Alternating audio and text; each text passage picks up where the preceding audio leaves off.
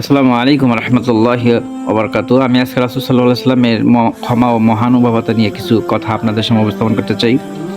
মক্কায় এক বৃদ্ধা নারী না প্রতিদিন রাসূল সাল্লাল্লাহু আলাইহি ওয়াসাল্লামে যাওয়ার পথে কাঁটা পিছিয়ে রাখতেন। উদ্দেশ্য ছিল তাকে কষ্ট দেওয়া। একদিন রাসূল সাল্লাম দেখলেন পথে কোনো কাঁটা নেই। তিনি ভাবলেন, তিনি চিন্তিত হয়ে পড়লেন। খোঁজ নিয়ে দেখলেন যে বৃদ্ধা নারী অসুস্থ। তখন তিনি সেই বৃদ্ধা নারীর বাসায় গেলেন।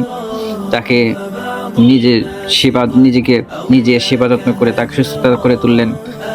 এই দয়া মমতা দেখে বৃদ্ধা অভিভূত হয়ে যান এবং তার সেই সাথে ইসলাম ধর্ম গ্রহণ করেন। তো এইখানে আমরা কি বুঝলাম? যে আমাদের বর্তমান সমাজ প্রকারে কেউ আমাদের কষ্ট দিলে তাদের দ্বিগুণ কষ্ট দেওয়ার চেষ্টা করি। এসব থেকে আমরা বিরত থাকি। আর আমার এই কথাগুলো যদি ভালো লেগে থাকে আপনাদেরকে, তাহলে অবশ্যই আমার এই চ্যানেলটিকে সাবস্ক্রাইব করে আমাকে উৎসাহ করবেন। আমি দ্বীনের পথে, ইসলামের পথে রাসূলের কিছু বাণী, তার কিছু হাদিস আপনাদের সামনে উপস্থাপন করতে